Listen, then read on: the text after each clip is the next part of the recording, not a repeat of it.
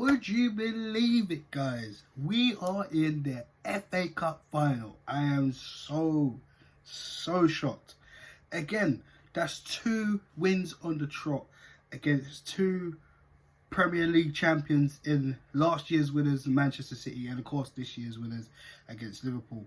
But to do it in that fashion, not only that, keeping a clean sheet, and what I have to say, similar at times against Liverpool, but a lot more in progression in terms of attacking football, in terms of defensive shape and awareness.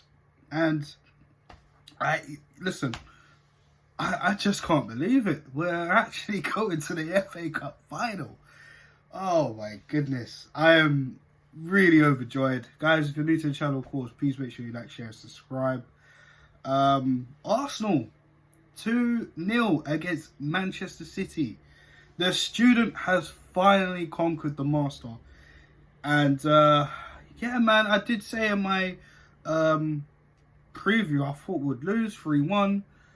I think I'm going to have to start going against Arsenal, because every time they do, they seem to win.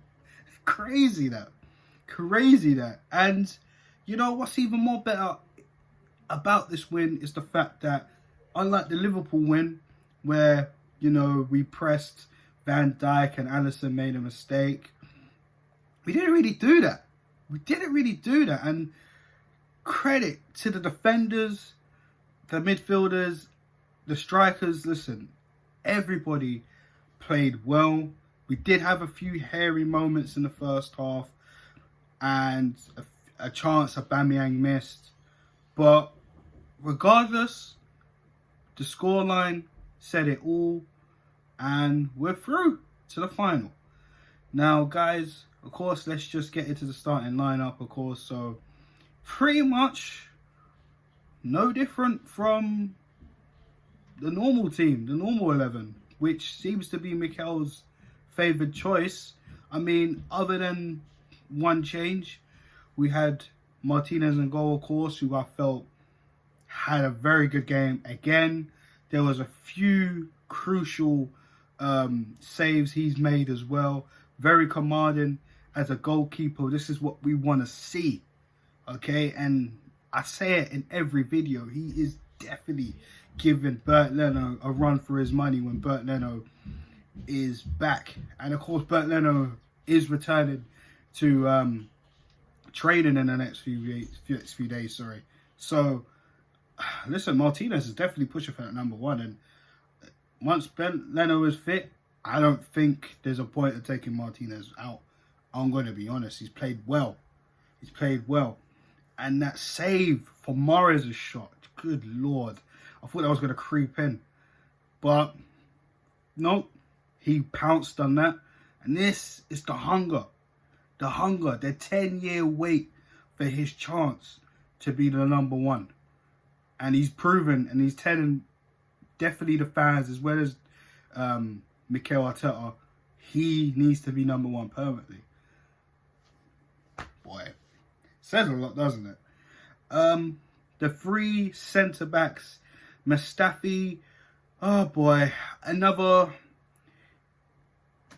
shaky performance, I have to say. He's played well at times, and he's played crazy at times. There was a chance in the first half when I talked about the hairy moment where David Luiz passed the ball to him, and he just didn't know what to do. It just looked shaky. Put himself under pressure. Sterling come. He tried to go through Sterling, and then obviously Sterling's won the ball. He's tried to put it across, and then Xhaka to the rescue and clearing it out for a corner. And then another situation where Mustafi, again against Raheem Sterling in the second half, where he kind of slid for the ball. And we all know Mustafi when it comes to sliding and flying and swimming on the ball, on the floor, for the ball. And it could have been a penalty, but there wasn't much contact on Raheem Sterling. The ball went out. He went to VAR. When I first looked at it, I thought, I didn't think there was much in it, me personally. But we all know sometimes how cruel VAR could be. And it helped us again. So, you know, but other than that, credit to Mustafi. Another centre back, David Luiz. I have to say, this is probably the best performance I've seen David Luiz in an Arsenal shirt. Absolutely fantastic defending from him. Didn't really have any hairy moments and definitely was responsible for getting the ball back in, winning the ball in the midfield for Pierre-Emerick Aubameyang's goal, we will touch on very shortly. And very commanding as well. Definitely, again, which we said in the Liverpool match, in terms of getting up for the ball, making them defensive clearances of the headers and stuff like that. And making another clearance. And I think, who was it? I think it was a Sterling chance. And the ball, I think he cut open Mustafi and then literally slide tackled. And the ball just bounced from him in clearance and went in for a corner. I mean, Luiz, definitely. This is what I mean about Luiz. He just has these good games, and then we know Luiz is just, God. Sometimes he's just not good enough, and we've seen it. But again, definitely a great performance from him. Definitely redemption from the first game of the restart against Manchester City in the league, where he cost us 2 goals and got himself sent off. Definitely redemption. And that one, Tierney, again, listen, it's Kieran Tierney, Mr. Consistent, man. He's done excellent. There's a few times he could have helped Ainsley Maitland-Niles, but within that, I think Ainsley did his best, which we'll get to in a sec. But other than that, talking on Tierney done well. He had a great performance there.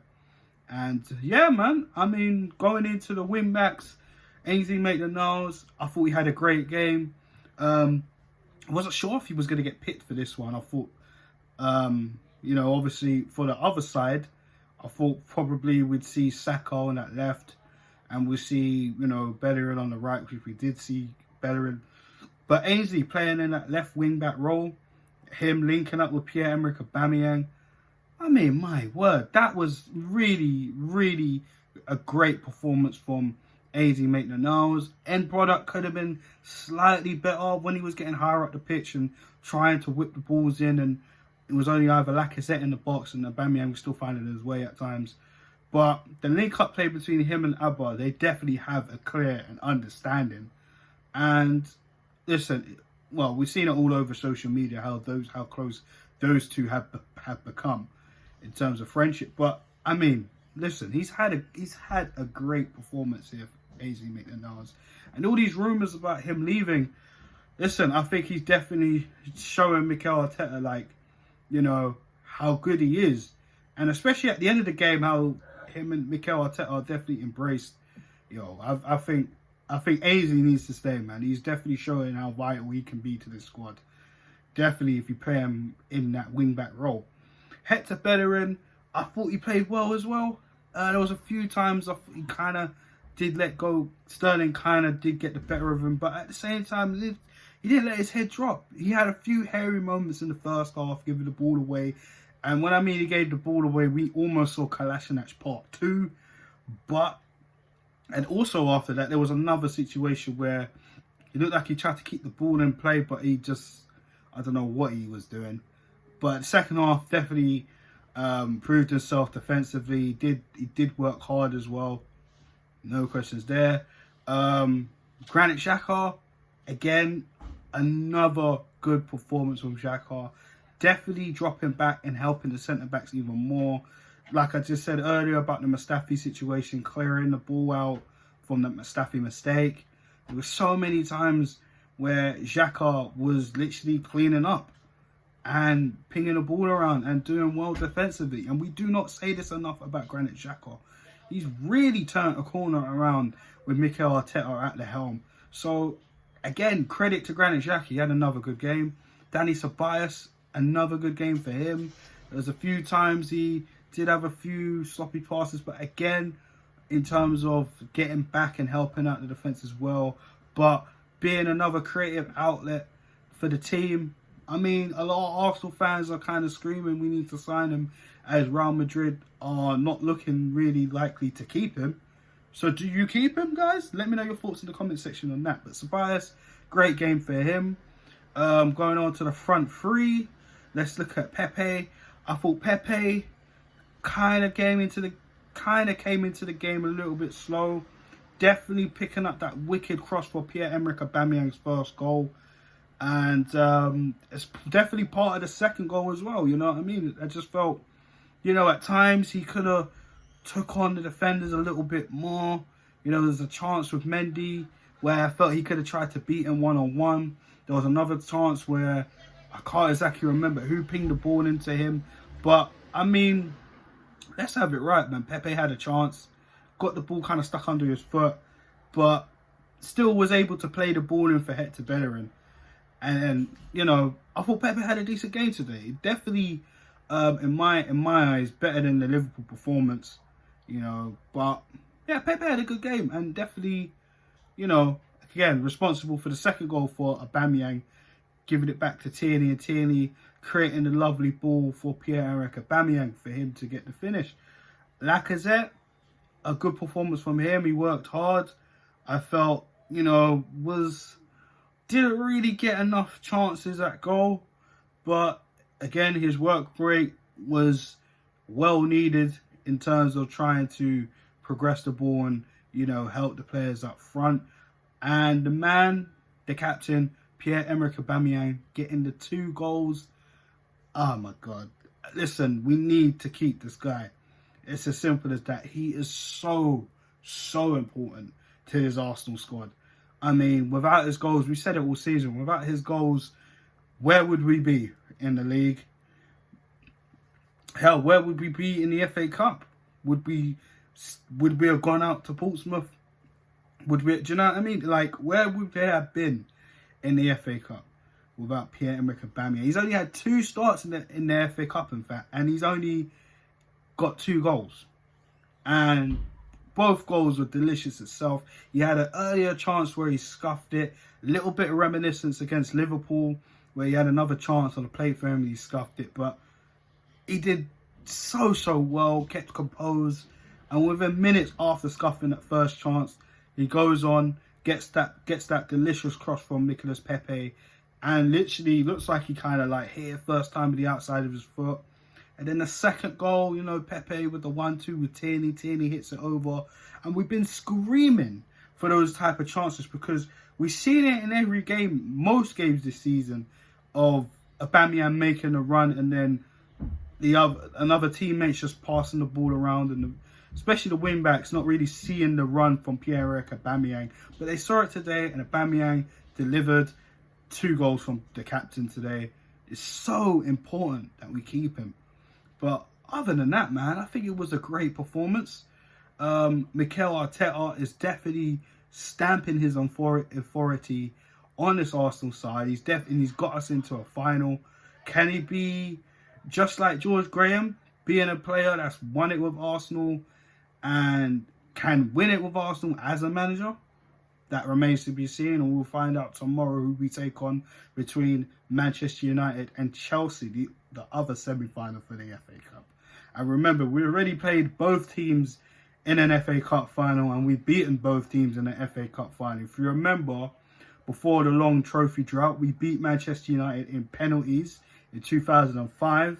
Vieira's last kick of the game for Arsenal, getting that win. And Chelsea, our last FA Cup trophy in 2017, beating them in the final. I mean, and this is our trophy. This is our trophy. We have the most wins in the FA Cup. And so, I don't know, man. It's crazy. It's crazy right now. But guys, let me know your thoughts on the game. And yeah, guys, Arsenal are through to the final of the FA Cup. Please like, share, and subscribe to the channel. And have a good evening, guys. I'll be back with a match preview of Arsenal taking on Aston Villa. Peace.